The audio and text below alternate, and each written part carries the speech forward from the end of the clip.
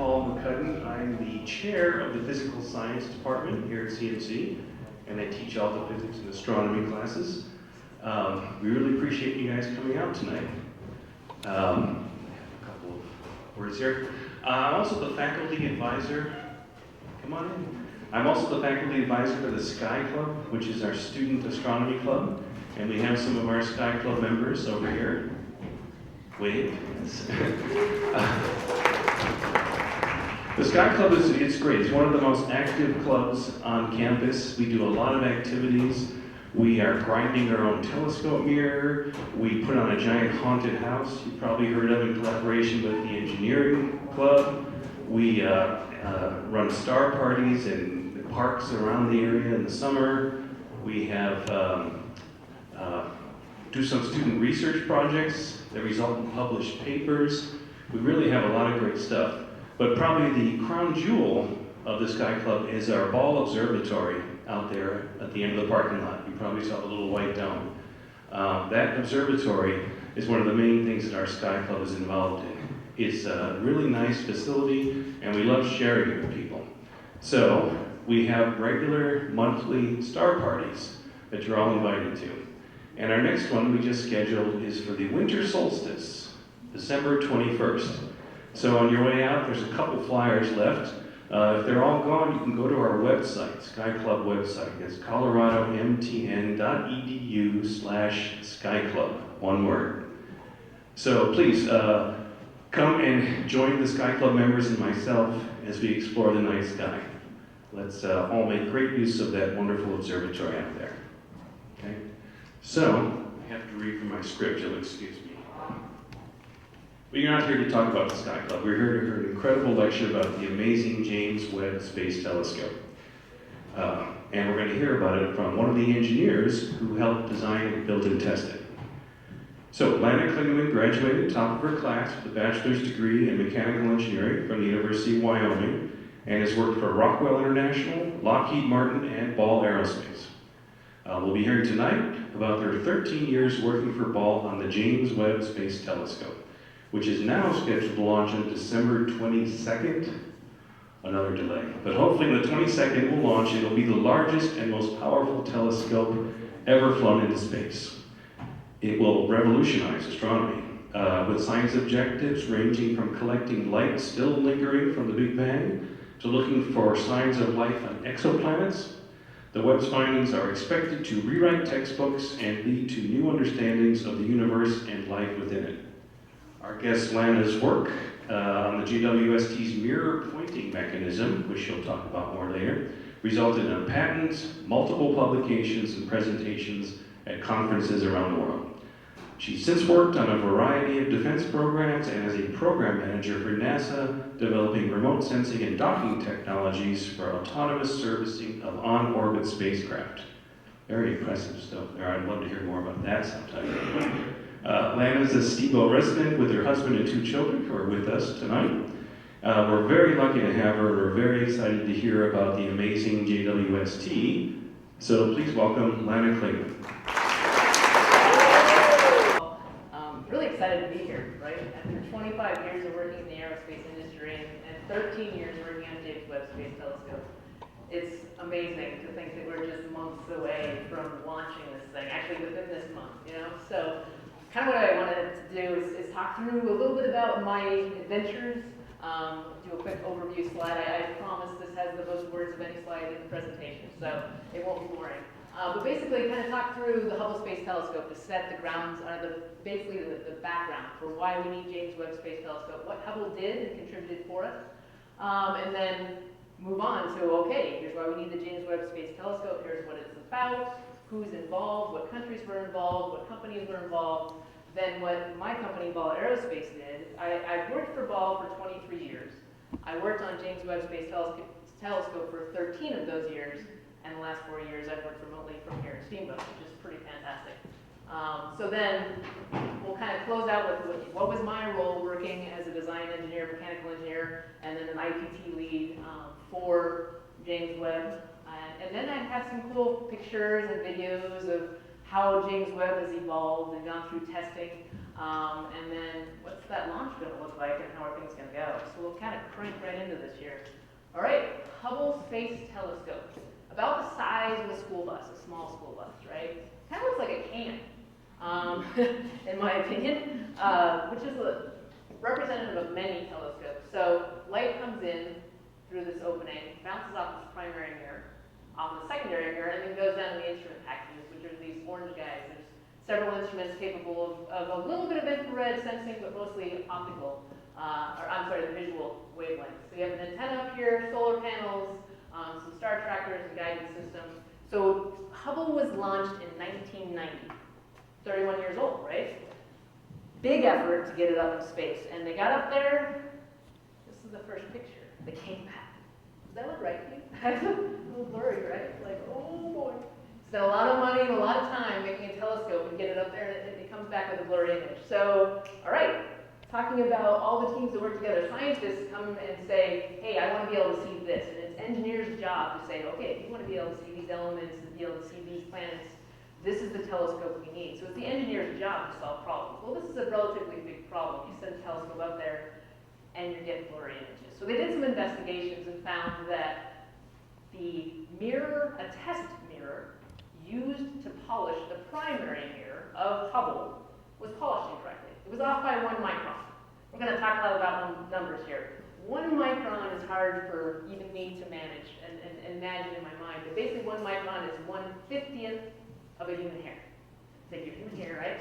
Split it in 50 pieces, and you miss by 1/50th, and you end up with an image like that. Shoot. Okay. So engineers solve problems, right? So Ball Aerospace, the company that I work for, when people looked at those images and said, you know what? Hubble needs glasses. We just got to send some glasses up there. So they came up with COSTAR, stands for Corrective Optics Space Telescope Axial Replacement. This is why we use acronyms all over the place. So COSTAR was developed in a matter of 3 years. We launched Hubble, and within 3 years we had figured out what we needed to do, built a lens assembly, put it inside something the size of a phone booth, and tested the crud out of it, sent it up on the space shuttle. So Hubble's in low Earth orbit, which is initially about 380 miles from Earth. Since it's come in a little bit, it's 31 years of existence, it's at about 340 miles right now. So we can go up there and service it, and sure enough, get COSTAR installed. Life is looking a lot better, right? All right, so now let's go on about what did Hubble do for us. Some of these pictures might be familiar to you guys. I think they're just amazing, right? Eagle Nebula. I know most of the steamboat people have been camping, right? So you can actually see, so Eagle Nebula has 8,100 stars in it. The brightest star you can see with binoculars. So you can see it when you're out there camping, and that brightest star is 1 million times the strength of our sun. I think it's an amazing feature, but looking at this, you kind of start to think, well, how big is this thing, right? How far away is it? What are we able to see with Hubble? So when we're talking big distances, we're talking frame of light years, and this is kind of fun for me, right? Because I usually give presentations to 5th graders, so then we talk about, do you know what a light year is? We talk about big numbers and small numbers, but basically a light year is the distance that light travels in a year. So it's a distance. Offhand, any ideas? Yeah, there's a lot of zeros. A light year is basically 6 trillion miles. Okay, so how big are these structures again? How far away are they? The Eagle Nebula is 50 light years across. So now we're doing some math here, right? You're up to 300 trillion miles across. And the Sombrero Galaxy, 50,000 light years, big numbers. Okay, now look at that text in blue up there. 7,000 light years away for the Eagle Nebula. So, wait a minute. That means that this image, collected by Hubble, is actually seeing what the Eagle Nebula looked like 7,000 years ago, because it took that long for light to get there, right? So, that's what the Eagle Nebula looked like 7,000 years ago, and that's what the Sombrero Galaxy looked like 29.5 million years ago. We kind of got a time machine here, kids, right? Kind of cool. You can look back in time if you can see far enough. I'm kind of excited about that. I don't know about you. I'd like to understand some more. there's a problem. Hubble's limited, right? Hubble did some amazing stuff. And in fact, some of the scientists, after they started seeing some of this stuff, said, well, what if we just stared, you guys have all been camping, what if you look up in the sky and pick a really dark spot? What are you gonna see? So the science community started talking about that. They're like, wait a minute, you're gonna waste valuable telescope time staring into darkness. They decided to do it. 10 days staring. So they basically, Hubble's field of view is, make sure I get this, it's basically 1/24 millionth of the sky. So you have to spread 24 million pieces is how much you can image. You can image 1/24 millionth at a time. So they said, all right, we're going to pick that one. It's a dark spot with some known features nearby. We're going to look at this spot in space for 10 days and take 243 images. And what did they see? I don't know if you've seen the Hubble Deep Field images. Holy cow. I don't know about you, but this is exciting. So there's over 3,000 objects in that image, and most of them are galaxies. So that's only 1/24 millionth of the sky. So we're talking big stuff here, right? Big numbers, lots of stuff out there, lots of galaxies out there. This got the science community really fired up. But the problem is Hubble can only do so much. Its primary mirror is 7 feet across. It only works at room temperature, maybe a little bit colder than that, and there's a critical piece to that. So as light is traveling through space, it experiences what we call is a redshift. So basically, as light's traveling through space, its wavelength grows. So a lot of time when we're looking at features in space, we want to understand, is there hydrogen there? So we're looking for the Lyman alpha line, which is, if I remember correctly, see, notes are good. It's 120 nanometers, so that's 120 nanometer wavelength, which is on the ultraviolet side of the visible spectrum. But by the time it gets to us, if the feature is far enough away, its wavelength has gone right through the visible spectrum and into the infrared spectrum. So if it's, say, 7 redshift values, I don't need to explain that, but it would be at 840 nanometers, which is in the infrared. So basically, every feature that's far away, that is emitting light, it's emitting light in whatever wavelength it's doing, but by the time it gets to us, it's going to be in the infrared. Infrared is heat. Okay? Well, let's talk a little bit more about infrared. This is an image in the top left here of a cat, taken with an infrared camera. So you can see its warmer eyes, cooler fur, and even right here, you know, on the table. Those are its footprints. That's where it was standing just a second ago when it warmed up the table surface. Well, there's kind of an advantage too to infrared. So if you're imaging in the infrared, defense industry really likes infrared for obvious reasons, but you can kind of see through stuff. So here with our eyes, we can't see this man's arm, but if we look in the infrared, we can see right through that back. So that's handy when you're looking off big distances through space. This is an image from Hubble, taken with one of their visible cameras. The same region taken with Klingemann, which is a slightly infrared telescope. It has an onboard cooler, so it can be cold. You can see a lot more stars and features because you can kind of see through a lot of the dust that's there. So the analogy that I give to kids when I'm talking to them is, okay, infrared is hard because if you're ever camping, I love the camping analogy. You're camping and you're looking at the stars and your buddy turns on his headlamp. You're not going to see the stars very well anymore, right? So if you think of, if you're a telescope trying to look out and sense infrared light, if you yourself have any significant temperature, you're not going to be able to collect and understand and sense that light that's coming in the form of heat. It's basically noise, creating too much noise for yourself. So if we want to see further, we need a telescope that is bigger so we can collect more light, and it needs to be cold, really cold. So absolute zero, right, 0 Kelvin is a great idea, but we can't quite get there. Or shoot for 20 Kelvin, which happens to be minus 420 degrees Fahrenheit. That's really cool. So, you know, around here the buses stop when the diesel schools are like freezing at -40. So now we're trying to get down to -420 Fahrenheit.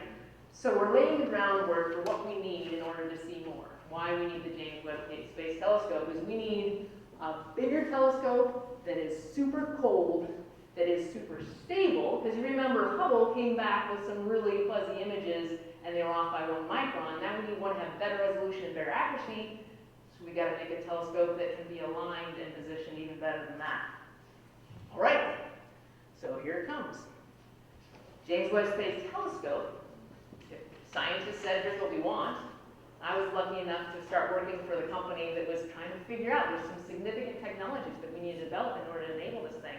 And all those adventures were starting in around 1995, and I started working for Ball in 1998. It was a really exciting time. But let's take a look at this. Hubble, as I mentioned, is kind of like a can, the size of a school bus. But if you have, if you have detectors inside there, and a mirror system and a telescope system inside there, you need to have that telescope at -420 Fahrenheit.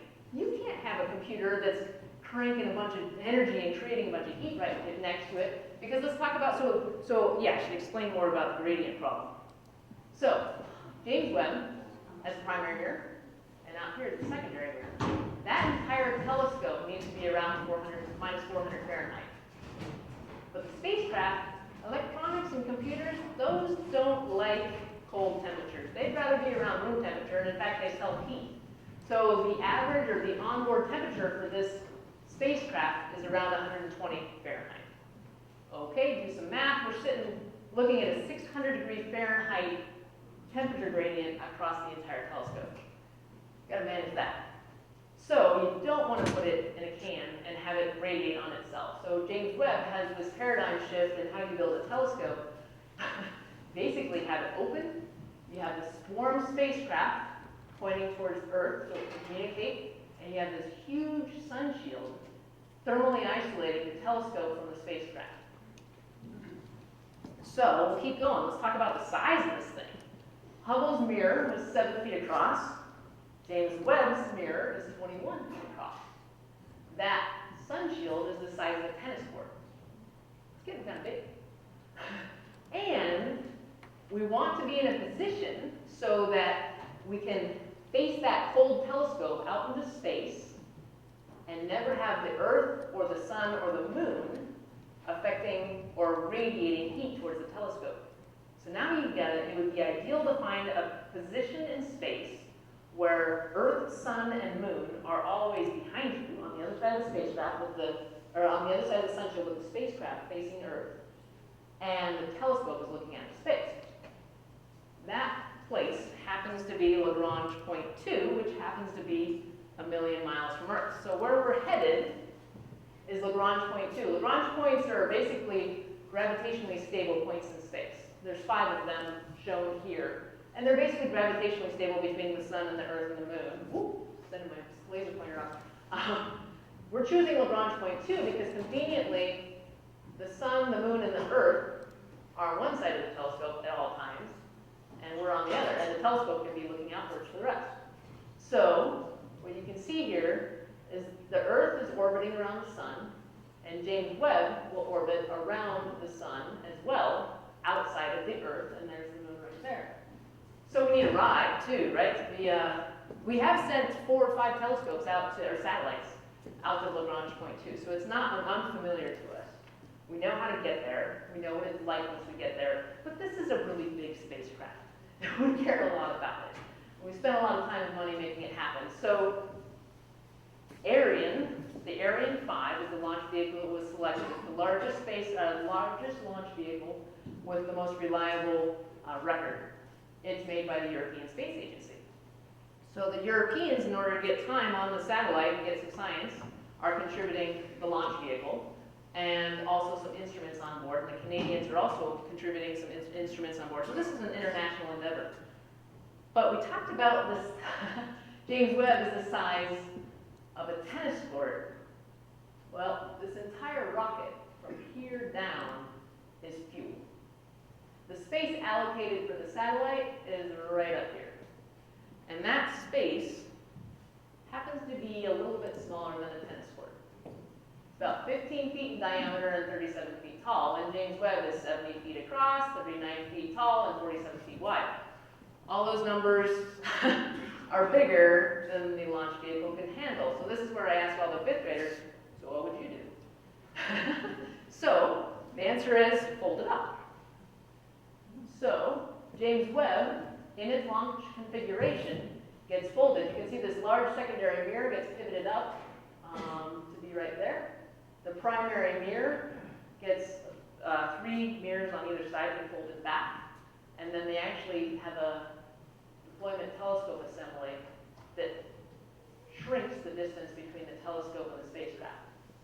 Then that sunshield, that's the size of a tennis court, gets wrapped all around it. So I'll show a quick video here of that endeavor and talk through a little bit. There's no sound here, but you can see the first things you want to deploy are the solar arrays and the antennas, because you want communication straight away. And then over days, you're working through this Sunshield deployment.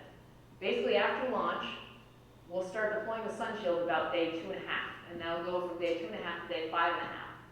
And so the Sunshield is 5 layers of material called MLI that is aluminized Kapton, basically a really fancy kind of aluminum foil with some fancy layers of stuff going on. Really thin stuff. And we actually had a significant delay because one of those Sunshield things tore at Northrop Grumman, and they had to rebuild it. So that happens. Lots of testing. Now we have a solution. So then they have to separate those 5 layers and separate, because they're doing thermal isolation for us. They're kind of like a down jacket, right? Isolating the hot side from the cold side and making sure that the heat that's radiated from the sun hitting the back side of that doesn't make it through to the telescope. And then finally, you're deploying the secondary mirror support structure, and those primary mirror wings come out. So now we're on to who did what, which then evolves into what did Bell Aerospace do that evolves into, well, what did you do? So, all right. So as I mentioned, this is an international adventure, which is kind of convenient when you are NASA trying to build the case to Congress to continue funding a telescope that tends to be getting delayed because it's a huge technology development. So having the Canadians and the Europeans contributed was awesome because we got to go and meet with them at all these conferences around the world. It was so fun to talk to these people and get to know them. And they also did a great job doing their pieces of the puzzle. So the Europeans and NASA and the Canadians contributed the instruments on board James Webb.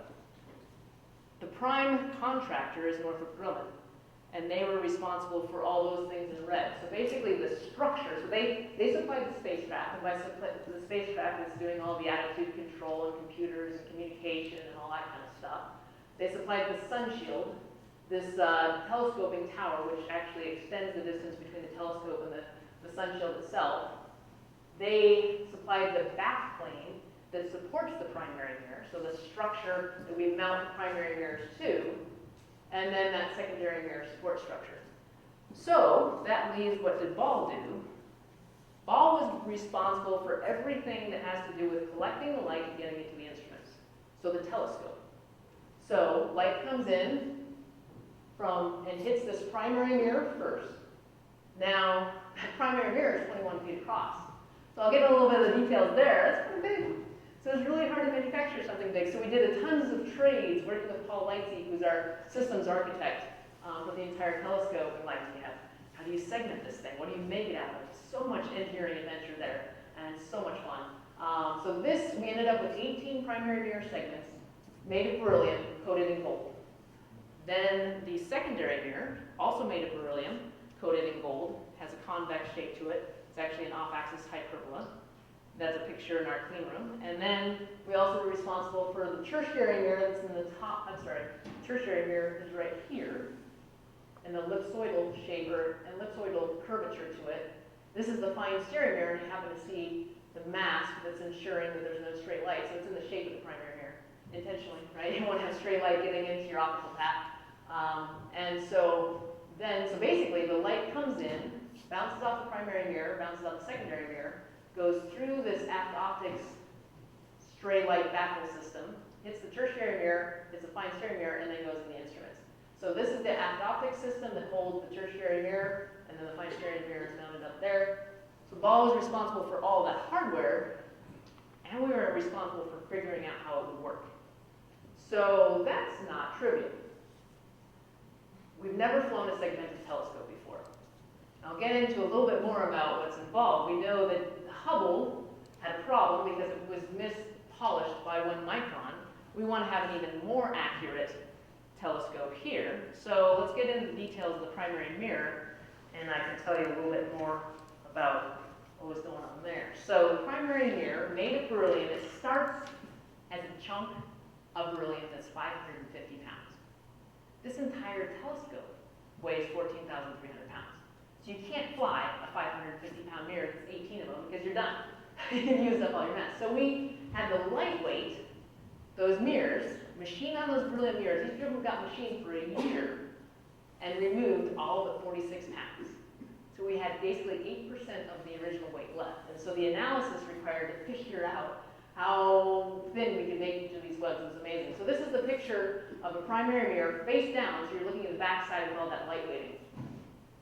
So, and by the way, people can ask questions if they want, or I'll take a big Q&A at the very end too. So hopefully I can see you in the dark. Wave at me. So handling these 18 primary mirrors in our clean room, we had to develop all this ground support equipment to enable us to be able to move it from here to there. We had the images. You can see on the right-hand side, it's like a topo map. This is what the primary mirror looked like. Well, let's talk about, we need to be able to position, so James Webb needs to be able to position its mirrors to 10 nanometers. So 10 nanometers is 1/10,000th of a human hair. So we need to be able to polish the surface of that mirror to 10 nanometers, or 1/10,000th of a human hair. And now we need to be able to move it into the right position because we have 18 segments now. They all have to be positioned relative to each other. And oh, by the way, in order to get this thing up in space, we've got to fold it up and shake the heck out of it during launch, go through a big temperature change from basically room temperature, 70 Fahrenheit down to minus 420 Fahrenheit, open it up, and hope that everything's okay. So this is an adventure, right? You're going to chill these mirrors that are made of metal down to minus 400 Fahrenheit. We needed to cryo-figure these mirrors. We basically took images of the mirror at cold temperatures, each mirror, to understand how it was going to distort when it went cold, and we cycled it. We got data on every mirror. We had mirrors labeled A3, B2, and we monitored over several cycles how that mirror distorted, took an image of it, and polished the opposite in. So that now, when the telescope gets cold, it's going to see and be perfectly formed. Now there's a back up here. We have actuators on the back. We can do some movement, lots of movement, that's what we can get to. But the lower left image here shows 6 mirrors going into Marshall Space Flight Center's XRCF facility, which is basically a cryogenic chamber capable of getting down to 20 Kelvin, which is minus 420 Fahrenheit. We load all these mirrors onto a racking structure and put them in the chamber, cycle them, take a bunch of pictures, and understand how we had to cryo-figure them. And before we did that, we actually attached the mounting interfaces on the backs of the mirrors because we knew just attaching the mirror would distort it on the order of nanometers, and we cared. Yeah, question? Is space naturally that cold, the -20, or do you have to do something to make it colder? Good question. Yeah, so the question was, is space naturally that cold, like 20 Kelvin or minus 420 Fahrenheit? Yeah, so space basically lives at absolute zero unless you're a feature that's being radiated by something warmer. And so the telescope will cool once we get the Sunshield out and deployed, and we're able to face the telescope out into space over days, weeks. It will radiate its heat and cool to our temperature. And that's why the secondary mirror, because it's kind of out there on its own, is going to get colder than the primary mirror. So those actuators that we developed, we had to make sure that they would survive the coldest temperature, which happens to be the minus 400, minus 420, minus 430 degrees Fahrenheit. So we were characterizing that capability at those temperatures.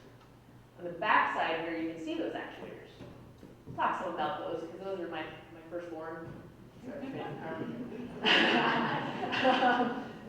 So basically, on the back side of the mirror, so you have a cryo-figured mirror that is going to be well formed at cold temperature, but you're going to have to position it. You're going to hold, lock it down and hold it in its launch configuration and then move it around in all degrees of freedom in order to get that mirror to work with its friends, right? And so we have the actuators in a hexapod. So there's pairs of actuators here, pair there, and pair there. They can actually move the mirror in any direction you want. Up, down, tip, tilt, clocking, sideways. And then there's an actuator in the center that can actually change the raised curvature of that mirror. So the mirrors in themselves were quite an adventure. I talked through some of this, and I find it interesting, maybe as justification for why it took so long to make this thing. They start in Ohio. Rush Wellman made the beryllium oxide into billets. And then the mirrors go to Klingemann, Alabama, and spend a year getting machined into that lightweight. So you're losing weight, right? Going from 550 pounds down to 46 pounds. Then they go out to California. That's where they get polished by a company that used to be called Tinsley. I can't remember what they're called now. That's another year. So that's the original polish. Then they come back to Ball, and we're in configuration. So laser pointer. At Ball, we assemble that mounting hardware, right? So it's the attachment points to the mirror. We call it a Whipple and load spreader. And so now we have that hardware on the back of the mirror. Time to send it, so we're in configuration 2 now. I apologize, configuration 3. Send it to Klingemann, Alabama, and Martian Space Flight Center to get all those topo maps of it, basically wavefront images. So then we can go all the way back, get the, and I apologize, we actually have the actuators on during that measurement. Then we come back to Ball, get the actuators off, because you don't want to have the actuators on when you're back in California polishing that mirror with slurry all over the place. So, back to California, get your final polish, cryo-figured, come back to Ball. At that point, you're doing some cleaning and making sure everything's looking good. Head to QCI, which I think is in Connecticut at Quantum, for the gold coating, which happens to be the company that does the, what is it, the Grammy Awards? What's the, the gold coated little thing? Oscars! So they coated the Oscars too, so right? That's kind of cool. And the gold, all the gold used in this entire telescope is smaller than the size of a golf ball. So we're putting on a coating that's on the order of atoms rather than significant thickness onto these mirrors because, well, I'll explain more about why we chose beryllium, but I think there was a question up there. Was there? No. Okay. So we chose, yeah, I'll get into that right now. So we chose beryllium because it's a very stiff material that at minus 420 Fahrenheit, it's very stable thermally. So most things, when they cool down, they're going to distort and move and shift, right? Beryllium's going to do that, but its coefficient of thermal expansion gets really quiet around minus 380 Fahrenheit. So we like beryllium to be our substrate for the mirrors because it will be very stable. So as the telescope experiences 5-degree temperature swings, those mirrors aren't going to distort very much on us. So the bummer is beryllium doesn't reflect infrared light very well. And you really don't want to lose light from these really, really faint infrared things that have been traveling through space for a ridiculous number of years, billions. So we got to coat it in gold because gold reflects infrared light very well. Thus the gold coating. All right, so then we got the gold coating on, come back. Then we get into configuration 3, which is the entire mirror together with the actuators. Then you go back and confirm that your cryo-figuring worked, that the polishing that you did to put the negative in actually works. So we go back into that chamber and confirm that that mirror worked properly. Then come back to Ball for some cleaning, and then to Goddard for basically, yeah, that's when we got integrated to the instruments. Keeping up with myself, yeah. Then I'll show pictures of this. So we got integrated in the primary mirror at Goddard Space Flight Center in Baltimore, Maryland, and then we come down into Texas at Johnson Space Flight Center, where they're set up to test the entire telescope at cryogenic temperatures, out to California to meet the spacecraft and the Sunshield, and then finally through the Panama Canal to Peru, which is where the launch site is. So, woo, quite a tour. All right, so let's look a little bit more at the backside of the mirror. Talked through this a little bit earlier. So you have the raised curvature actuator in the center. These struts space temperature actuator are made of beryllium. There's a handling ring here, so that does not fly, this little thing. That's just something that can help us grab onto it. Then 6 degrees of freedom actuators in pairs. Those are the hexapod right there. Most of the stuff you want to attach, so titanium is a primary material because it's very nice from a flexure perspective. So our mounting interfaces are titanium, but everything else we want to have beryllium so that it moves with the mirror. As the mirror is shrinking, it's shrinking as well. So it's an intermix of beryllium and titanium are the primary materials here. And there is the actuator. It's about 4 inches tall, 2 inches across. It took 6 generations to get this dial. So, kind of cool. You know, if you do the math, I said I worked in the space industry for more than 25 years, yet I graduated from college in 1998. So that math doesn't quite work, except for the fact that if there's any college students here, I'd highly recommend, I completely benefited from getting internships in co-ops when I was in school. So I actually started working in the aerospace industry as a sophomore in college after my first year of school. And frankly, those experiences with Rockwell and Lockheed and then Ball as an intern were phenomenal. So when I showed up the summer before I graduated from University of Wyoming to Ball Aerospace for this final internship, they said, hey, we're trying to develop some technology to enable what they called at the time the next generation space telescope.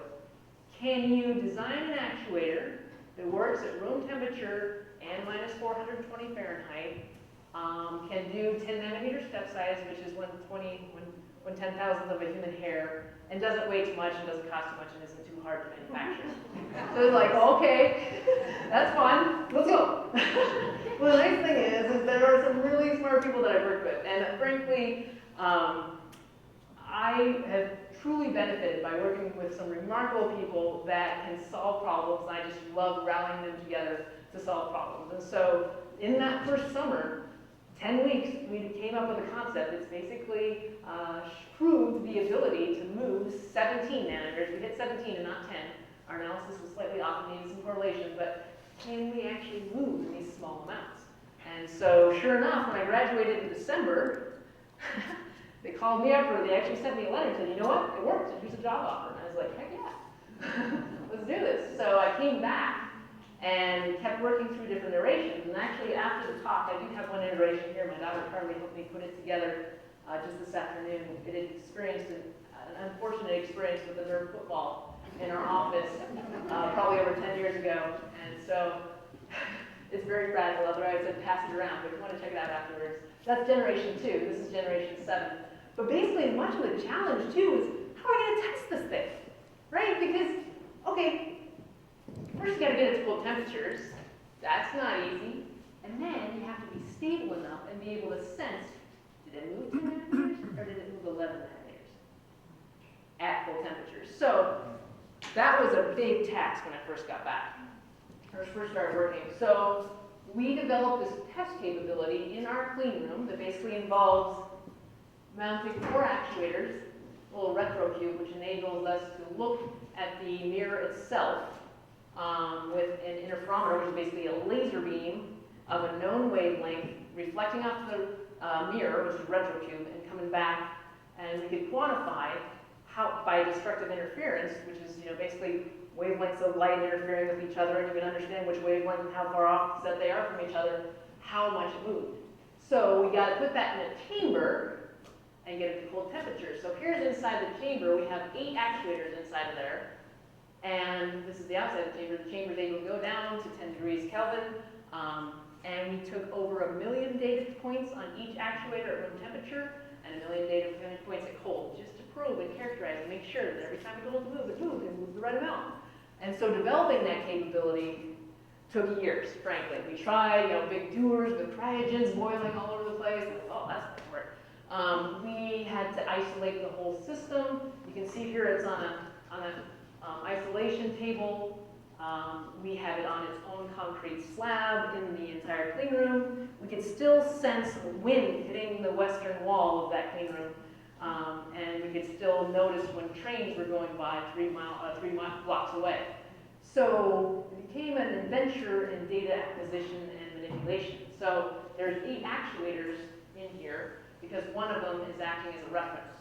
So we developed a scheme to basically acquire data at 10 kilohertz on all actuators and understand the movement of the entire platform as it's measuring those actuators that are moving. It can basically subtract out the contribution of the ground moving beneath us and all that kind of stuff to understand, did this actuator truly work and move? So each set of 7 actuators plus a reference took 2 weeks to test.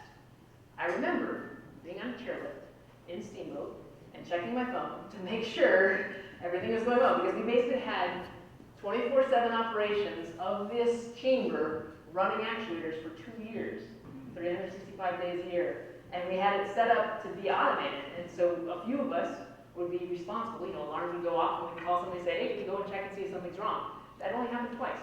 That's pretty exciting. It didn't interrupt my ski day. So that was, the first 6 or 7 years of working at Ball was figuring out the actuators, figuring out how to test them, figuring out how to manufacture them. There's a whole adventure with motors. I could talk forever about that, but I won't. And then, we've never flown a segmented telescope before. Segmented meaning that primary mirror is made of 18 hexagons, and we have to figure out what's up there. It's been folded up, shaken a heck, thermally gone through a 400-degree temperature change. We're going to open it up, and where are those active mirrors going to be, and where do they need to be to work as a telescope? They need to be aligned to 10 nanometers, or 1/10,000th of a human hair. So we had to prove, or basically develop, a wavefront sensing and control algorithm that is figure out where those mirrors are, figure out where they need to be, and get them there. So we needed an on-the-ground setup called the Testbed Telescope. By this time, I was kind of intrigued with the idea of kind of a leadership role. I'd been the individual contributor. I knew a lot about mechanical engineering. I said, hey, Lana, we want you to lead this effort to develop a Testbed Telescope. And it was a kick in the pants, because this was fast, build it as quick as you can. It's not quite. We just got to figure out the best way that we can make a 1/6 scale version of the flight telescope with all the actuators behind, make mirrors in Pennsylvania. I spent a lot of time in Pittsburgh. Actuators were happening in Florida and California. And basically, the telescope is here, right? You have a primary mirror, a secondary mirror. Down inside the guts of this is a tertiary mirror. There's a tiny little fine steering mirror. And then way up above, you can't really see it in the image, we have this big structure as a flat mirror that could basically enable us to send a beam in, a collimated beam, through the telescope backwards, reflect off of the return flat at the top, and send it back through forwards. And we can understand the wavefront of each of those mirrors. So basically that topographical map of each mirror, but in wavelengths of light, using interferometry. So I could go on about that for a while, but I wanted to show this picture of the people involved, right? Because this was some of the best for me. This is the Testbed Telescope team. And there's me in the front, but here's the administrative assistant, Barbara. She flew us all over the country, made sure that we had lunch when we needed it, and stuff like that. She was amazing. Dee West helped work through procurement of all this stuff. Elaine Warden was an amazing structural analyst. She helped us dial in exactly how we could thin and move everything, and if it would hold up structurally. Bruce Hardy was the hexapod kinematics doctor of everything. He had so many degrees, it was ridiculous, and a super fun guy. He figured out how we're going to, basically the algorithms to control just the actuator themselves. And Randy Abbott was the electrical engineer responsible for figuring out how to command and all the electronics. Amazing technicians, Lynn Schick, Joe Meckes, Scott Murray's in there somewhere, a bunch of production folks. We even had an intern, Brian Steer, materials and process people, optical engineers. It was all a team effort, and it was so fun to go. And we got to the point where in daily meetings with these guys, every morning we'd start, and we'd have a 15-minute meeting of, okay, what do we have to get done today, because we got to get this project done. And so work with that team and put it together was truly satisfying. So here's a quick video. There's no sound. I hope I muted it, kind of showing some of the details that we did at Ball for the telescope. It starts with the Testbed Telescope here, but then you'll see a lot about the flight mirrors. So they're acting like they're twiddling the knobs on the Testbed Telescope. But That's still in there. It's still in our clean room, still in use for what if scenarios of bad things happening during launch. You can see a primary mirror being transported through our clean room. There's Scott Murray checking it out. This is support structure to hold the secondary mirror, ground support equipment. That's loading mirrors into that cryogenic facility in Marshall Space Flight Center in Alabama. So we have teams going back and forth to Alabama, going into the chamber that you can see in the background. So you can see the time frame. We're in 2010 now. Secondary mirror, we were doing performance tests. So they're integrating the actuators back there. Here's the primary mirror going into thermal back test. And here's where we prove that it'll survive launch. We actually shake each one of these mirror systems and prove that it'll survive launch. And they do a lot of analysis to understand, okay, what is the spectrum, what is the wave, what is the frequencies and amplitudes of vibration input to the spacecraft at its base, and then how does that move through the system, and what's that mirror going to experience? So it's a very analytically driven test where we test those mirrors beyond what it's going to experience during launch. Then we send it to a thermal, because you saw it in this church. We're going a million miles away from Earth. We're not going to send the space shuttle out there to fix it. We have to make sure this is right.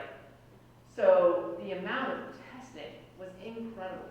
Every one of those actuators was sent through vibration and thermal testing. And then we integrated it on the mirror and went through vibration and thermal. And then we got it as an entire telescope and went through vibration and thermal and acoustic. And so through all of those, you're proving, like, are we having issues? Is it surviving? Is it still performing the way we expect? Quite an adventure. So, then the question, who's James Webb? You gotta ask that, because somebody's gonna ask, right? Oh, there's a question. Sorry, going back. Yeah. You said since it's so far away, you can't send a satellite to fix it. Right. Like, how long does it take to get out there if you're in So it's a million miles from Earth, about. And I'll show here in an upcoming slide what the trajectory is to get there. And it's approximately a month to get out to Lagrange point 2. At this time, we don't have the ability to go out there and service it. And so that's why we spent so much time making sure that at the lowest level, it's experiencing the environments and surviving it and meeting performance requirements, and then the next level, and the next level, and the next level. And I don't know if you saw in the news, you know, the original launch date, well, launch date as of a month ago was supposed to be December 18th. And they were mounting it onto the interface ring to engage to the launch vehicle, and something popped on that adapter ring as they were popped, I don't know if that's the right word, some shock went into the telescope as they were trying to make that attachment. So it was like, whoa, oops. So basically they said, okay, we need 4 days to go off and test all the systems. So they didn't deploy the whole thing because it's in a stow configuration, but they basically checked liveness on everything to make sure, and they analyze, you know, they have accelerometers on board that can tell you what everything experienced from a load input perspective, and they can check with people. So they asked for 4 days. It sounds like they got the testing done in 2 days. And just on Thanksgiving Day, they started going through their preparations to load propellant on board James Webb. So, you know, it's progressing. We're heading there. So, but throughout all of this, it's been very conservative. In all those reviews, it was always, well, what if? Right? And you say, okay, yeah, we need to test that. Yeah, we need to analyze that. Yeah, we need to figure that out. So it was over and over again, tons of people working together to make sure this thing's going to work and prove that it is through test and analysis. So, okay, this guy James Webb, who was he? You have a question from cyberspace. Oh, Jim asks, what did you account for, or excuse me, how did you account for the mirror weight when you cooled and polished it? for the mirror weight. Okay, so the question was, how do you account for the mirror weight when you cool and polish it? So, I'm trying to make sure I understand the question. So, the mirror weight when you cool it, it was on that structure, and we actually have it mounted via flexures. So, I think he's thinking, okay, you're in 0G during this testing, and you're getting a cryo figuring of the mirror. Is that load going to influence basically the fact that the mirror has a mass here and it's not going to in space? Is it going to affect the distortion? The orientation in the chamber reduced some of that. We did have some offloading. So we had accelerometers and load sensors that helped us confirm we weren't inputting load because of gravity into the mirrors.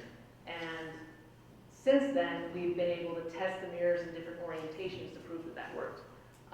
So, is that this question? Yeah. So then when we're polishing it, they got an understanding of the repeatability by polishing it, and then, well, they always polished it face up.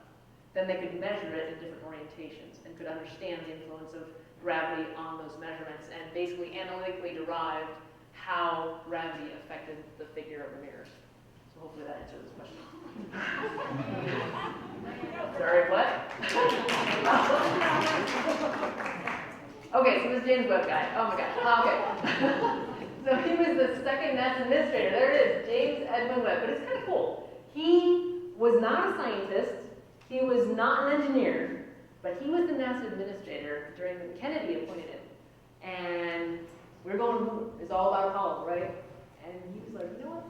It's not all about going to the moon. We got to explore what's out there. We need to understand what else is out there. So he actually worked with Congress and the rest of the world, or the rest of organizations, to actually broaden NASA's role, to have a space exploration, to have a downward looking, I mean, the amount of telescopes that we're launching to look down on Earth and understanding what's going on with global warming and all those other kinds of things is remarkable. And that's primarily because of James Webb. Because he said, you know what, we're going to do more than go to the moon. We're going to make NASA as a government-funded entity to explore space and Earth itself. So that's why it's named after him. All right. Ooh, blank screen. So science goals for James Webb. I'll go through these rather brief because we already talked through them. Search for the first light of the universe. So yeah, okay. So Hubble has helped us understand that the universe is about 13.8 billion years old. But those first 400 million years, you don't really know what was going on because the light, you didn't have stars and galaxies happening yet. You were forming those. And so Hubble can't see that. Nothing can yet. So James Webb is going to go up there and tell us what happened. How did that all look? And to be able to see back to those baby moments of the universe is pretty exciting. Then also learn how galaxies developed and have evolved, right? And observe the birth of stars and planets. We've discovered, I don't know, 7,000 or 8,000 planets, exoplanets, but it's being able to see the planet. We can see the big gas giants, right? The ones that look like Saturn, but we haven't been able to see with our current telescopes those planets in other solar systems or in other galaxies that are in the Goldilocks, like the right distance from their sun and the right size that could potentially harbor life or have evidence of life. So that's what we need James Webb for. Yeah, find new planets. And then of course, Hubble opened the door. Oh my God, are you serious? If you look at 1/24 millionth of the night sky, you see 3,000 galaxies. So we weren't expecting that. So James Webb is truly going to find stuff or answer questions that we didn't even know we had. So now it's like a fun little slideshow. Here's a little bit about what's happened with James Webb. This is a quick video showing basically one of the pieces of ground support equipment needed as they were integrating the telescope, back in 2013, 14, 15. They need to be able to move this thing around. And so this is, obviously a time lapse of that equipment, moving the mirror around, pivoting it. And so you can kind of get a sense that they've been doing 2 shifts a day, 6 days a week since at least 2012. And we've had people from Ball supporting. I moved off on other things in the 2012 time frame. They call every once in a while with questions. You can see they gathered there for a picture. Did you see that? Everybody do it? Okay. And so you want to have it in a face-down orientation as often as possible because, okay, yeah, if you want to have a mirror system that's focused to 10 nanometers, you see they're all in white suits in that video and all the other pictures I'm going to show?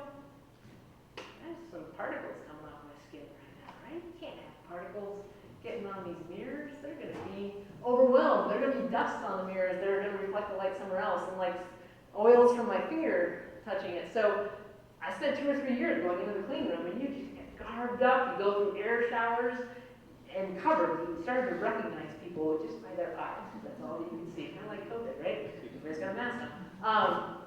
Gloves. And so such rigorous cleaning needed. In fact, Larkin Carey, really patient dude, optical engineer, awesome guy, his job was to do maintenance cleaning on the telescope. And the way he would do that, he had a single horsehair brush. And he would go out on a gantry in one of those clean room suits. And he had everything strapped to him, and he was strapped to the gantry with a huge headlight on. And he'd go with his single horsehair brush. Oh, there's your piece of stuff. Okay, one at a time. And he'd spend a month. And I went out there, I was in LA, you know, doing some other stuff for work, and he gave me a tour during one of those months that he's out there maintenance planning on James Webb. So yeah, it's going to get particles during launch, and it's going to get, you know, other things happening to it, but we have worked as hard as we possibly can to keep it as clean as possible so that that degradation isn't happening as quickly. All right, more pictures. So, timeline. By 2016, the entire telescope and instrument package are together at Goddard Space Flight Center. So now it's time to go meet up with the Sunshield spacecraft. And to tell you the truth, I'm a competitive person. We won. The telescope beat, right? Ball beat Northrop Grumman. It was the head-to-head race. Who's going to finish their part first? We won. Anyway, so I think we had to wait for like over a year or two. But anyway, so on its way to California, we had to load it up, and they basically confirmed, right, to test it. So we've tested an actuator, we've tested mirrors, gone through biothermal, and now we're in a telescope with the instrument package. So now the entire telescope and instrument package is integrated. So you can get light and measure it and read it, right? Now you just need the spacecraft and the Sunshield to help you get there. So, load it. Ooh, stop pointing and use the laser pointer.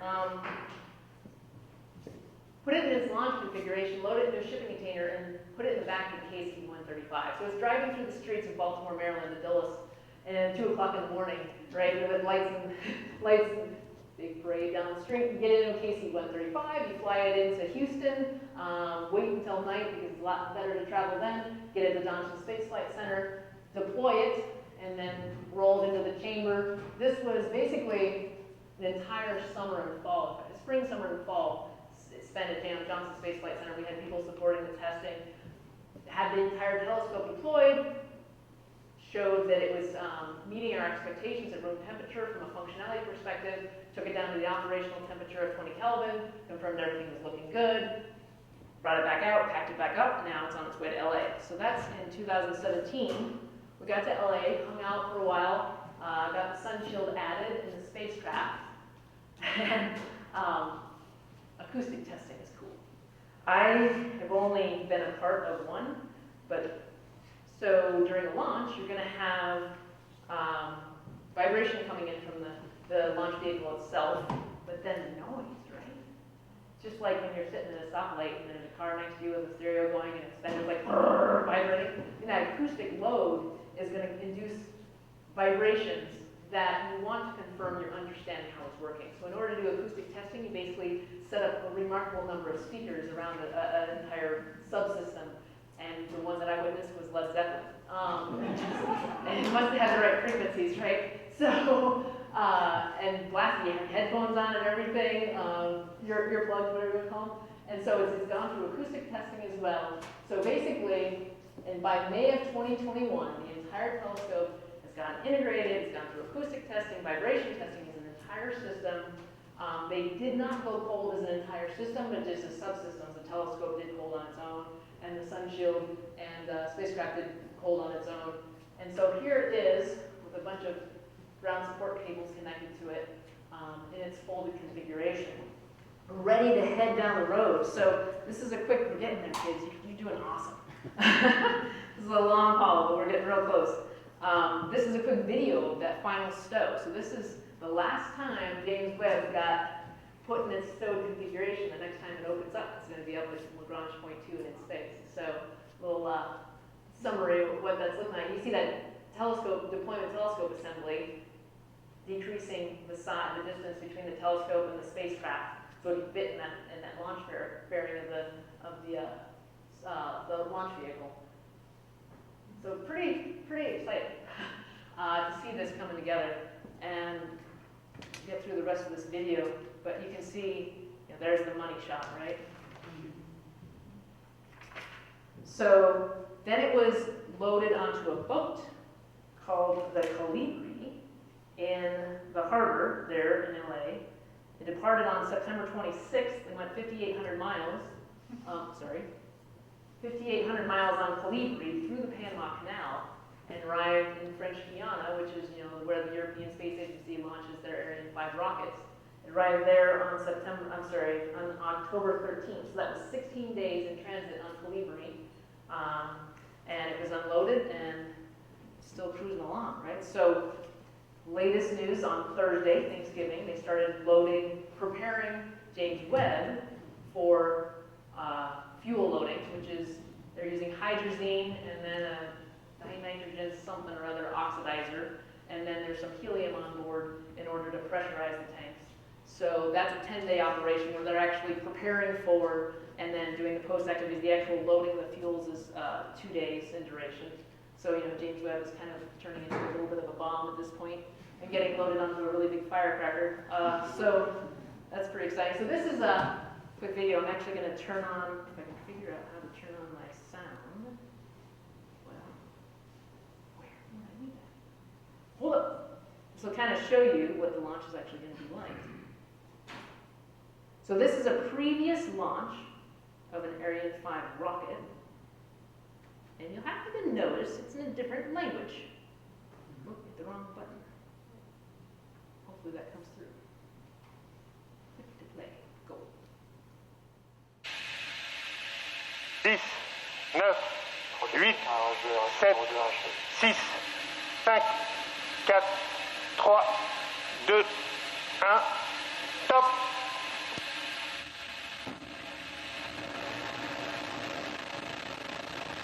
Allumage Vulcain. Allumage UAP.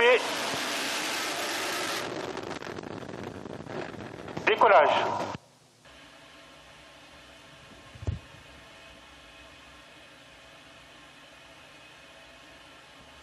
Well, it just talks for a little bit, but you don't know what it's saying anyway. So, or at least I don't. French speakers?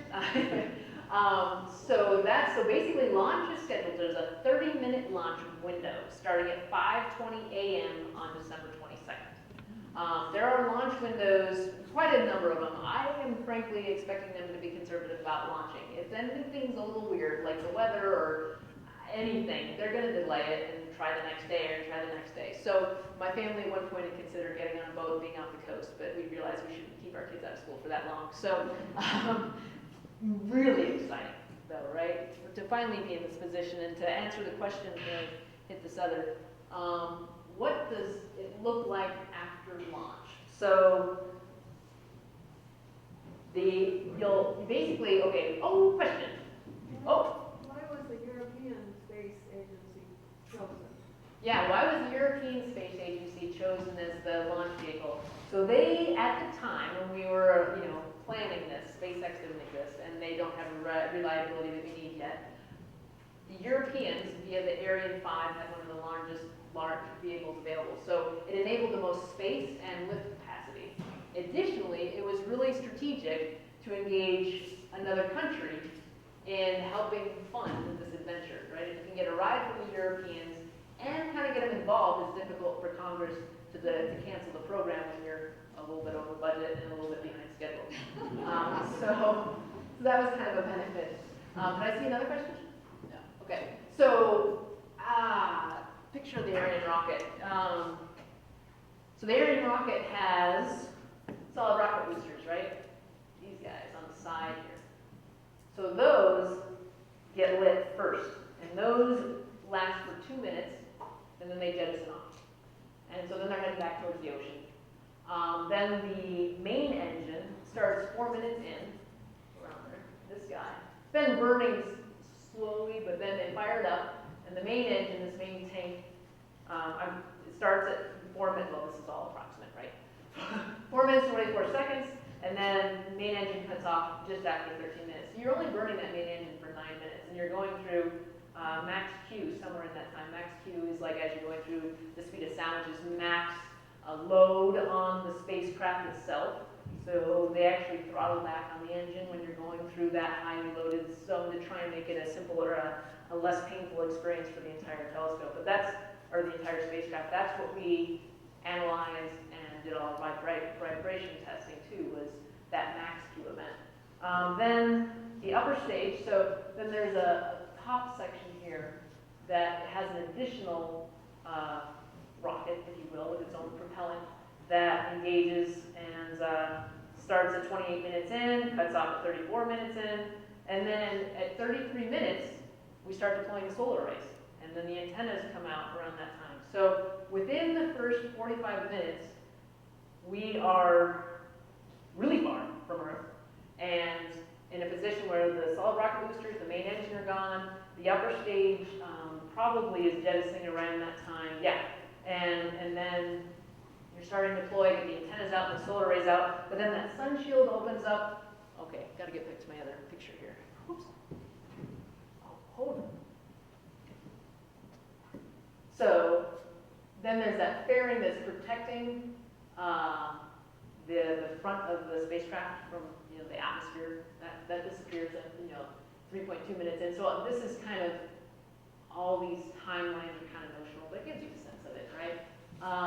Then solar arrays coming out at 33 minutes. The Sunshield starting to deploy at 2.7 minutes, or 2.7 days, sorry, and then 5.5 days it's fully deployed.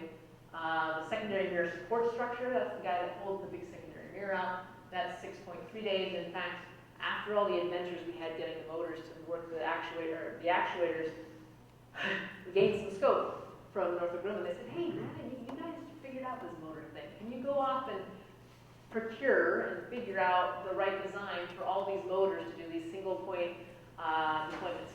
So another role that I took on was working that, figuring out how to size those motors and make them as reliable as possible, and working with the company in Florida to procure them.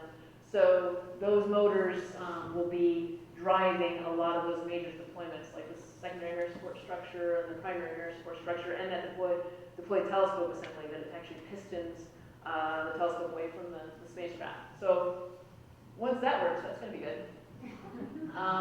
Yeah, so then the primary mirror starts to deploy around 9 days, and then that secondary mirror itself, right? So the secondary mirror is out, but all those mirrors are held in snubbers during launch, so they aren't just hanging on the actuators, shaking the crud out of themselves. So then we start to position them around 14 days, and so then that wavefront sensing and control algorithm that we've developed in that Testbed Telescope starts working. So it's basically 30 days to get to Lagrange point 2.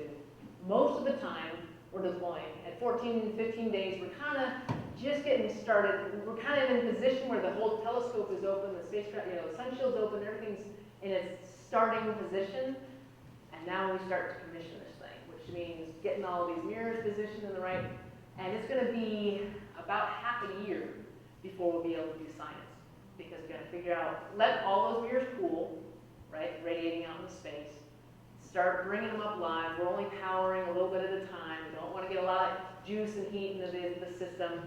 We've got to do it slowly, and we can communicate like it's through the deep space network. And so there's facilities around Earth that are able to communicate depending on our orientation and our rotation relative to where James Webb is. But basically, it's 5 seconds to send a transmission and for James Webb to receive it, and then James Webb we receive back in 5 seconds. So pretty nice turnaround time, but a lot of those, you have to kind of pre-program what's going to happen and have little segments of bits that happen along the way. Yeah, question?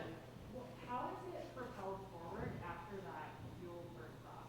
Yeah, so you have the second solid rocket. So after the rocket's done doing its job, and the rocket's gone, the hydrazine and the oxidizer, which I can't remember the name of, are basically, there's rockets, or slight rockets on the spacecraft side, right? So on the opposite side of the Sunshield of the telescope, it can do a little bit of station keeping, and basically, that upper stage, though, from the rocket is sending us on our way. And we'll have to do very little control and maneuvering to settle into Lagrange point 2, and then it's just station keeping. But that truly does define our longevity at Lagrange point 2. The requirement is 5 years, the goal is 10 years. A lot of our analyses were showing 12 to 13 years of functionality out there. So hopefully that answers your question. Any other questions? Yeah? What will happen to Hubble? Will they just leave it out there? Great question. The question is, what will happen to Hubble? So, I don't know, when Paul mentioned one of my other roles, I was a program manager for Ball, working for NASA. I worked with one of the most amazing people. Frank Ceppolina is like the godfather of Hubble. And he was the guy that worked with Congress to basically make Hubble happen, make all the servicing missions happen. And his goal in life was to bring Hubble back and put it in the Smithsonian. And he worked so hard to make that happen, and so far it's not happening. So then he basically said, okay, I'm going to figure out how to autonomously service spacecraft on. So that's what I worked with him on, was autonomously servicing spacecraft that are already on orbit. But the plan right now is Hubble, it has limited fuel on board. I don't know the latest projection on how long it's going to last. It's not coming back in the next year or so, otherwise we would hear about it. But they'll keep an eye on it. It's going to continue doing science. So James Webb and Hubble will be up there at the same time looking at the same stuff. It'll be really cool. And then when it gets time that it's running out of fuel or something else has gone wrong, they'll intentionally, they know how much fuel they need to intentionally deorbit it, and they'll bring it down into the ocean in a safe zone and have a keep out zone and all that kind of stuff. Much of it will burn up on the way back, but chunks will go to the bottom of the ocean, basically. So, other questions? Yeah? Lana, so my understanding of the James Webb is there's hundreds of potential failure points on the telescope. And so why not put it into a geosync type orbit, fully commission it, get it all set up, and then move it to L2? So the question was, there's a lot of failure opportunities on James Webb. Why would you not put it in a geosynchronous orbit and make sure it's happy and working, and then boost it to L2 somehow? I would assume that trade was made. I don't know the details of it. I would assume that much of it is like, how are you going to reattach a launch vehicle to propel it to Lagrange point 2 or get it there? That's a question I don't entirely know the answer. We do need to be at Lagrange point 2 to get far enough from Earth to not get radiated by the heat. We need to be cold enough that we can't have the Earth and the Moon and the Sun kind of getting in the way of our viewing of what's out there. And Lagrange point 2 is a good place to be. We've sent other telescopes out there, so we understand what the environment's like and what to expect there. Other questions? Yeah, Ron. There's a million questions, but I'll start with Lagrange point 2. How big is that area? And then number 2, like, can anyone in the world just send stuff up there? Or like, are you going to get up there and there's other stuff up there? So, yes, the questions were, how big is Lagrange point 2? And what else is up there? So my understanding is, I think there's been 4 or 5 telescopes that have gone out to Lagrange point 2. Who's still there? I'm not sure. I don't know if anybody is. And so there's a ton of spacecraft in low Earth orbit, polar orbits, right close to Earth. I mean, thousands. And they're tracking all of them. They're tracking debris from, space gloves. Some astronauts' gloves out there for some reason. I remember touring NORAD and they talked about that.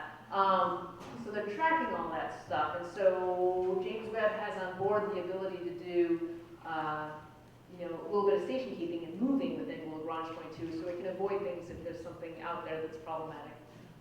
Lagrange point 2 is huge, actually, and we're actually orbiting the point. So we don't just go hang out at Lagrange point 2. The orbit has an apogee and perigee around Lagrange point 2, and it's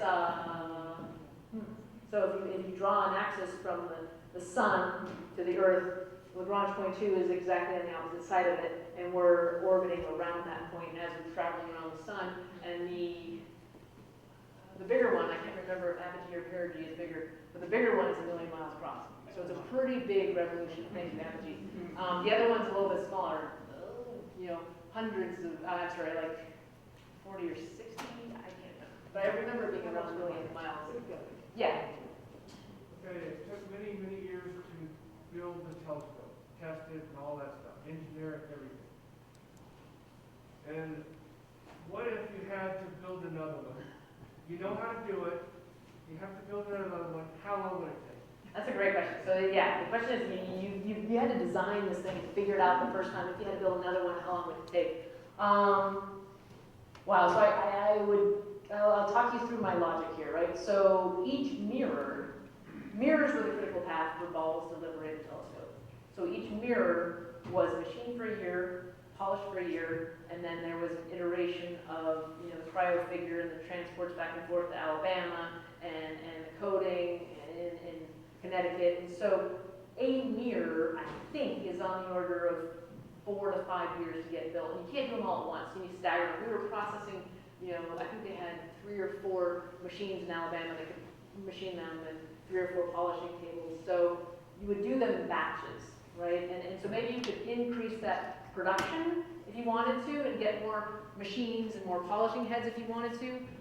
So, okay, so there's a mirror, but then you have to integrate the mirrors onto the backplane, and you hope the backplane can get built faster than your mirrors.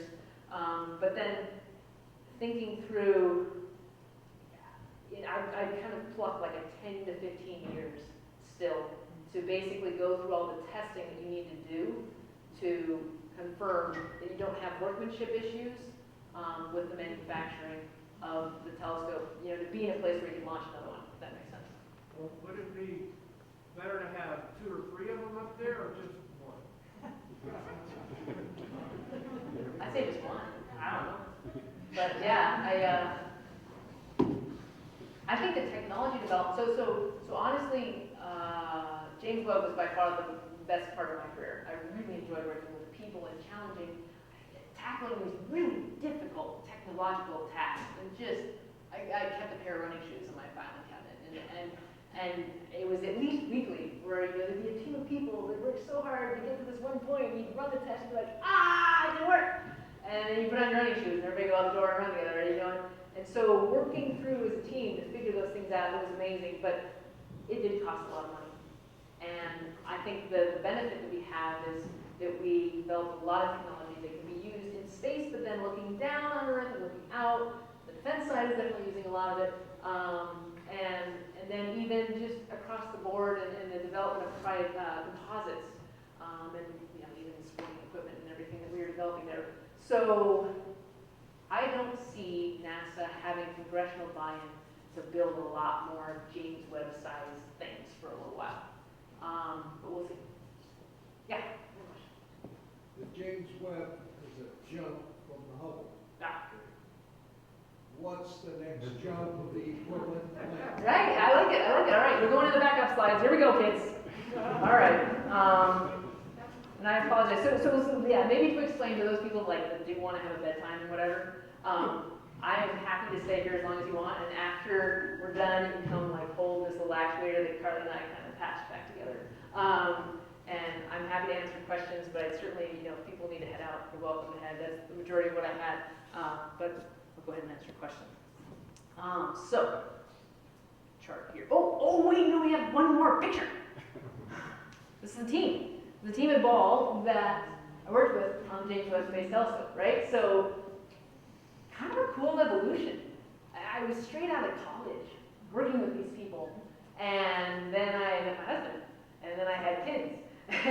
I mean, this was kind of a really amazing opportunity to work with all these people for so many years, tackling really difficult problems. So I'd say more than anything, I randomly was actually messaging with one of the guys in here, Scott Streetman, last night, because he was in San Diego there for another business trip and happened to see that I was working at 10:30 at night, said, what might be you doing? So it's just fun, because people that I haven't interacted with for over 10 or 15 years, we're still all doing our own challenging tasks, but it's been really fun to work with that team. So I'd say one of the more satisfying parts of the job.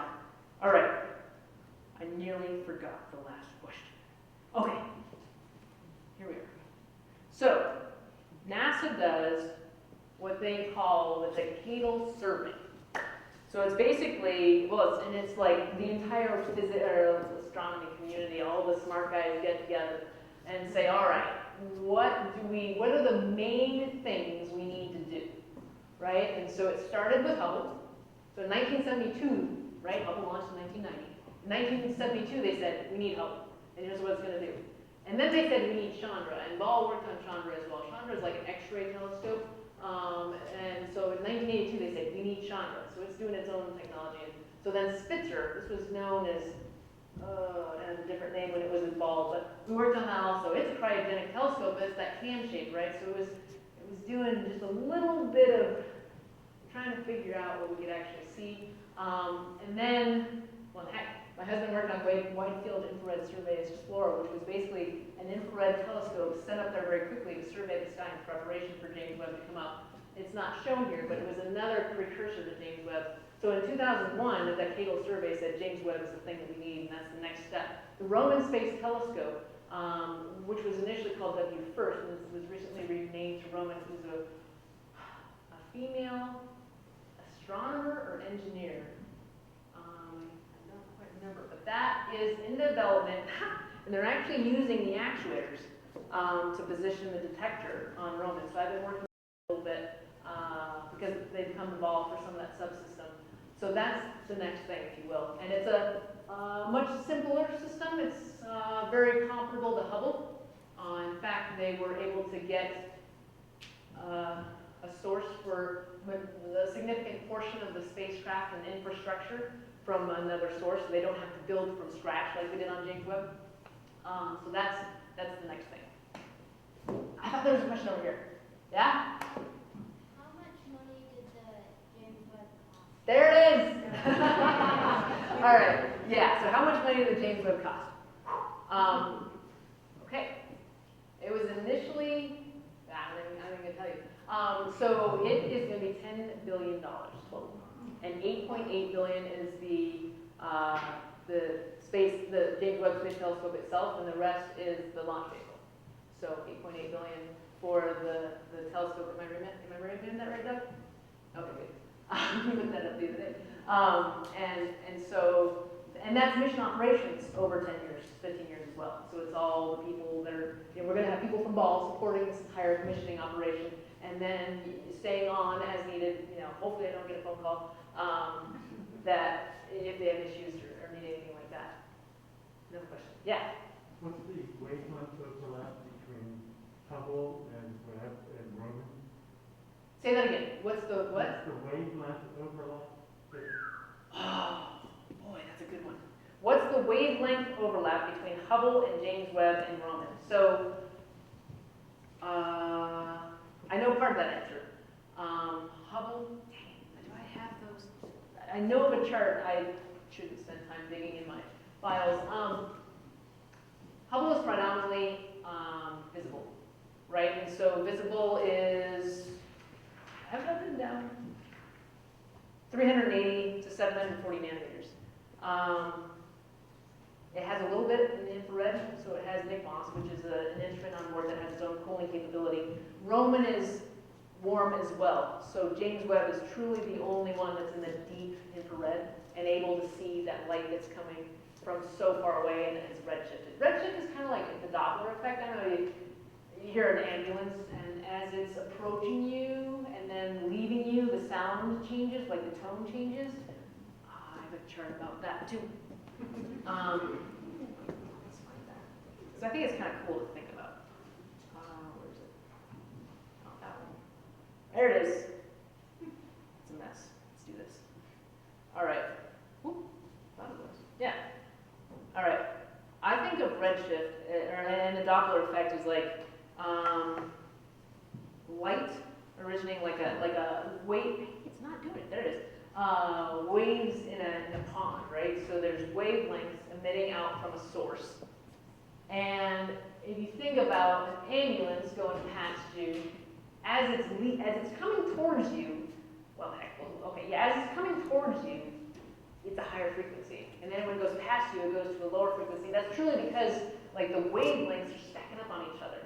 So a redshift is basically because the universe is expanding, the light that was the star that emitted the light that we're trying to look at is going that way, and we're going that way, and so we're behind the ambulance. And the further behind the ambulance we get, the more redshift we experience, so the farther those wavelengths end up being because we're moving away from each other. And so, anyway, that's fun. Next question. Oh, and here's a little snippet about wavelengths, right? This doesn't talk about who's doing what, but so like, what is that? The Lyman alpha line. So something we're really looking for is hydrogen, right? Hydrogen is water. Kind of gives you a sense that maybe there's water up there, which is a good thing. The Lyman alpha line is 120 nanometers. So it's emitted in the ultraviolet. But as it redshifts, it quickly becomes in the infrared. Oops, sorry, ultraviolet. So this visible spectrum is very tight here, right? RGB. And then if we can get to the infrared. Sorry, I'm just talking at this point. I'm excited about this stuff. Go ahead. Ball's company was glass jars and weights for glass jars. How did Ball get an aerospace division? They still have it. Is there a company picnic and is that offered? I love it. I love it. So the question is what's this Ball Corporation, right? Because they have mason jars, and then there's cans. It is quite a cool story. So the Ball brothers originated in Muncie, Indiana, forever ago, like over 130 years ago, I think. And it was 4 or 5 brothers that realized storage of food was a big deal. And they started making tin cans to help store food. And that evolved into glass jars. And then that evolved into aluminum, which I call aluminum too. But they had this fetish about launch vehicles, like rockets. So they literally started building rockets in their garage. And then they moved to Boulder and started working in Boulder, and they started working with people at CU. They have pictures on the walls of Ball Aerospace showing Ball brothers playing in an open field, which is right now the intersection of Foothills and Arapahoe, where the Ball campus is, playing in an open field with rockets. And so they kind of started working on the side with rocketry, and then it's just evolved. So Ball Aerospace has been around for over 100 years, and it's this really interesting relationship because a lot of the space industry is very cyclic. And so like the Lockheed Martins and the Boeings and the Northrop Grumman's of the world end up having to manage these hiring and laying off adventures. But we have this mothership of Ball Corporation kind of supporting us. And we've, over the last 6 years, we've been building like crazy. When I left Boulder 4.5 years ago, we were 2,700 employees at the part of Ball Aerospace. Now it's over 5,000. So in just 40 years, we've almost doubled our size. So things are going gangbusters right now. So Ball Corporation, I don't know if you guys watch sports, right? The Avs, the Nuggets, the LA, what are they, Chargers? Basically San Diego Chargers, is that who it is? And then of course, Arsenal, English Premier League, all those guys are managed by Kroenke Sports. And Ball and Kroenke Sports have a relationship now. So what used to be the Pepsi Center is now Ball Arena. That's the same company. And so the majority of Ball Corporation is aluminum cans. And it's remarkable, right? We're, at a time when you don't want to be throwing away a lot of stuff, aluminum is proven to be very recyclable. You can make an aluminum can, recycle it 100%, and make another aluminum can of the exact same stuff. And very few materials can do that. They can recycle, but they degrade, right? And so Ball has truly grown. Almost any aluminum can that you get, look on the back, it's either going to have a picture of a crown or it's going to have that Ball emblem. And we have a huge share of, food products, aluminum cans, aerosols that are holding hairspray and stuff like that. It's an international company that's a Fortune 500 company. And there is a Christmas party on December 11th. I'm not going. I said that to Sheridan, but next Saturday. Yeah.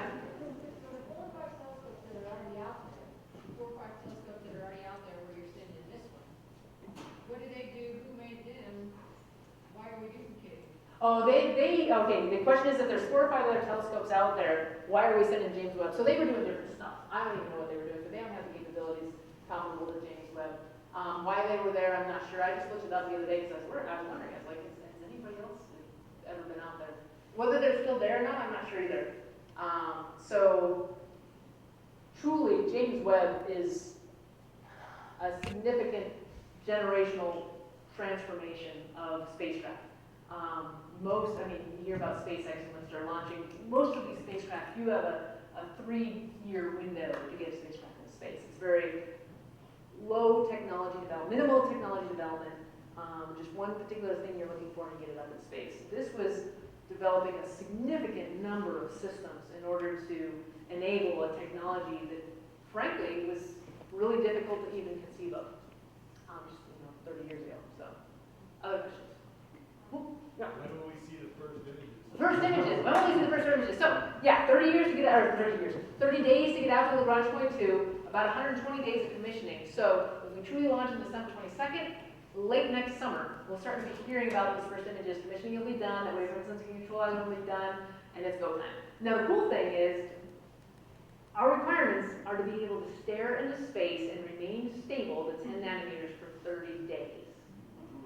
So you remember that Hubble image, the deep space image, where you stared for 10 days and took 342 images. We're going to be staring for 30 days and just collecting little photons to create some pretty amazing images.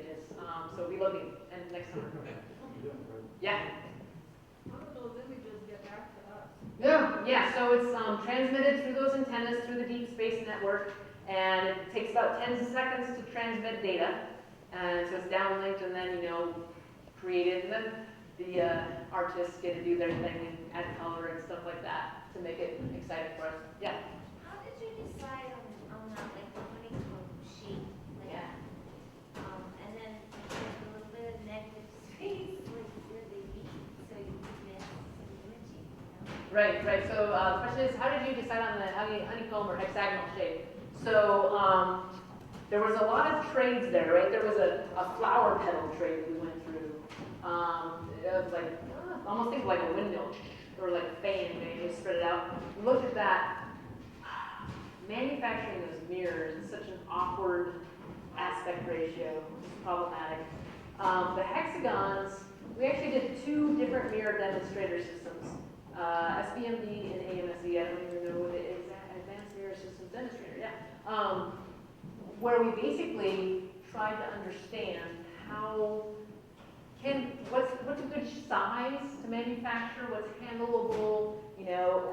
It became pretty apparent that around 1.2 meters flat, it was about the right size to handle it and transport it, and it doesn't have enough weight itself that it's going to fracture. They did inventor, there's a company that looked into making silicon carbide mirrors out of basically glass. They were huge, but they just couldn't survive their own mass. So hexagons fit together very nicely, right? Like the honeycomb, and the hole in the middle enables the light to get through to the aft expansion, tertiary and fine series. That's intentional. Let light right down the gut of it. And we have, what's the gap there? It's less than ½ an inch between the mirrors. So you're talking, something that's 1.2 meters. I'm interchanging units, I apologize. We did it all in metric, and so I have a hard time toggling between two. 1.2 meters flat to flat, and then, on the order of 6 millimeters of gap there. So within the trace space, at one point we considered 36 segments because we thought, a smaller segment could be more attainable, but then you have to have more actuators built because each of those 36 segments still need to be able to move in 6 degrees of freedom. So then you have all the electronics and cabling, and so there was a happy medium there that we chose. Yeah. How much of the project is classified as top secret by dollar amount per So none How of. much of it is, sorry. Oh no, sorry. I think the question was how much was the How much of the project is classified as top secret? Oh yeah. So the question is how much of the project is classified in our top secret? None of it is classified. Yeah. So NASA doesn't do any classified work, and obviously we're working with Europeans and Canadians. So yeah, it was awesome because we could talk about it, and I can still talk about it. Everything else I work on, we can't talk about. So yeah. Well, on that same topic, when the results, photos come in, images, and talk about classification, this has the potential to rock a lot of ideologies about the beginning of time and man and Earth and galaxies. And someone said, how would we first hear or see? Will there be a censoring type of things done before studies? Scientists will see the images, but will it go through a red tape bureaucratic procedure till the public or the news hear? That's a fun one. I don't know. I think the question is like, I was going to say that, NASA, you guys own NASA, right? NASA is publicly funded. So any information that NASA collects and images, you own.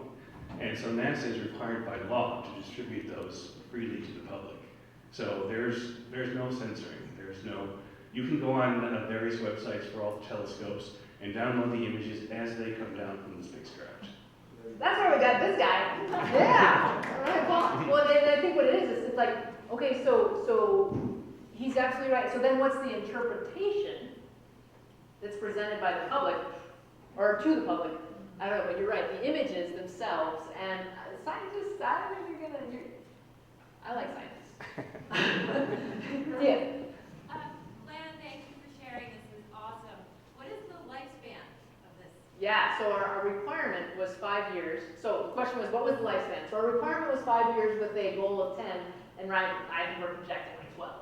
And so what's going to limit that is basically the fuel on board, and maybe just slow degradation of the telescope itself. You know, like crud getting on the mirrors or little impacts from stuff, digging it up, things like that.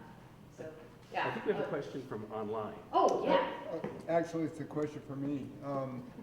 Looking into the future, do you see advantages of an observatory on the dark side of the moon, and what might those be? As opposed to a spacecraft floating in air or in space. That's an awesome question. I have no idea. So, right, like, so the question was, are there advantages to having an observatory or something on the dark side of the moon doing observations?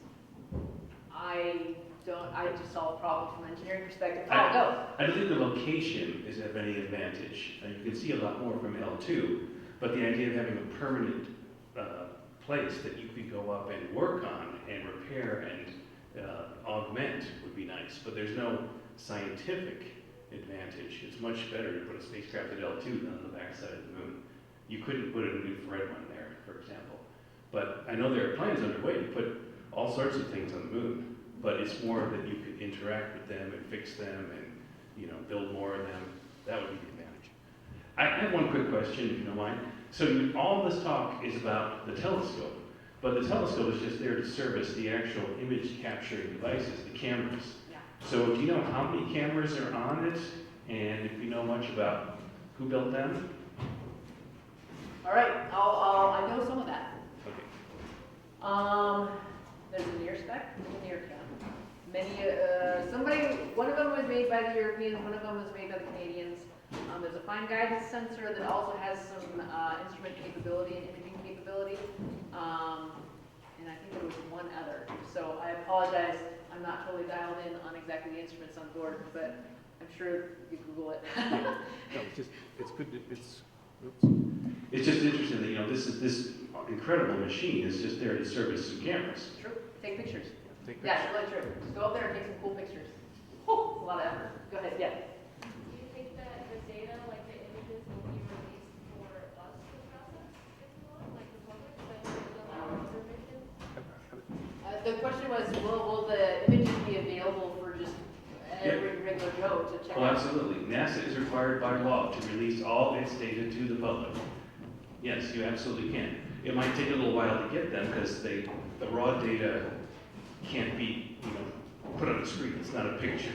It's a giant database of information. But yes, you absolutely have a right to look at every piece of data NASA collects. I like it. There you go. Right on. Yeah, my question. Are there any sensors on the spacecraft side that look at the Earth? No. So yeah, the question is, are there any sensors on the spacecraft side that look back at the Earth? No. So I mean, just station keeping and orientation kind of stuff, like star trackers. For those who are going to be looking at stars to understand orientation. No. Not that I'm aware of anything. Yeah. So. Another question.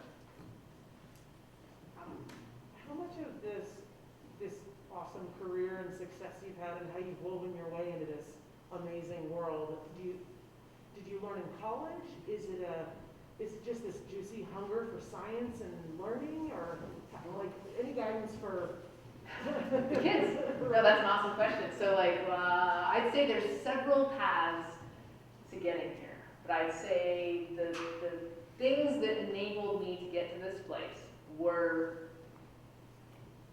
a pretty strong work ethic, getting internships in college. My resume was pretty sweet when I graduated. And an attitude that was like, yeah, let's do it. So I was never the remarkably technological, writing equations, like just digging in analytically. I could understand it, but I really enjoyed just thinking big picture and getting people to work together to solve problems.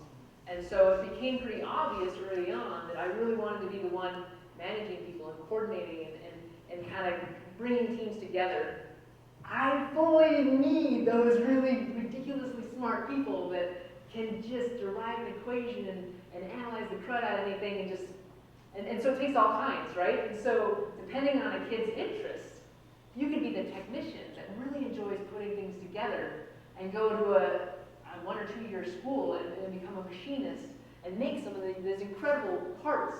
And those people were so talented. I so often, Scott, I call him out, Scott Murray, can you actually build this thing? Can you come over and talk about this? Like, how should we design this so that you guys actually have a fighting chance of making it?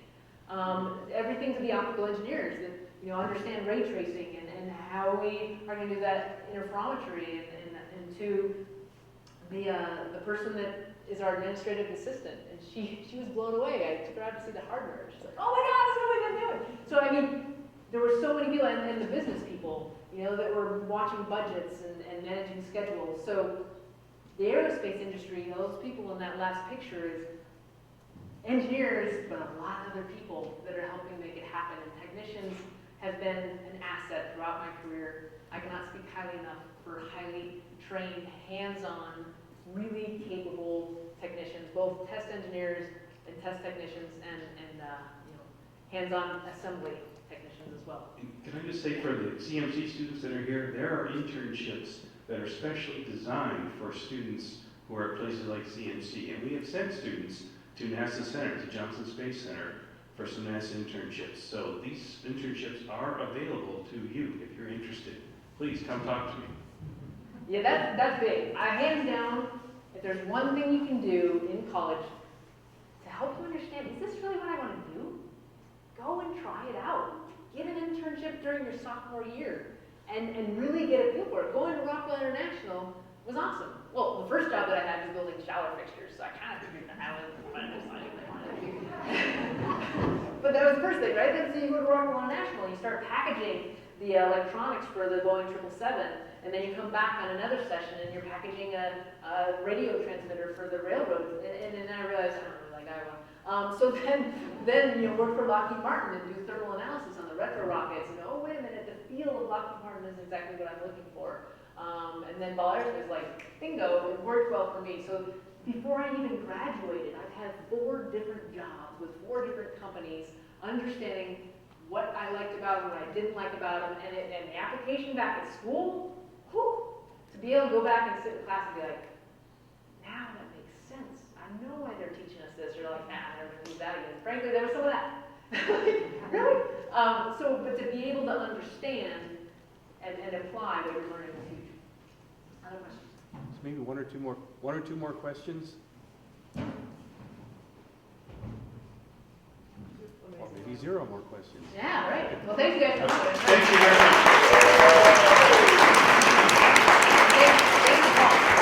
Thank you very much, Lana. We really appreciate you guys coming out.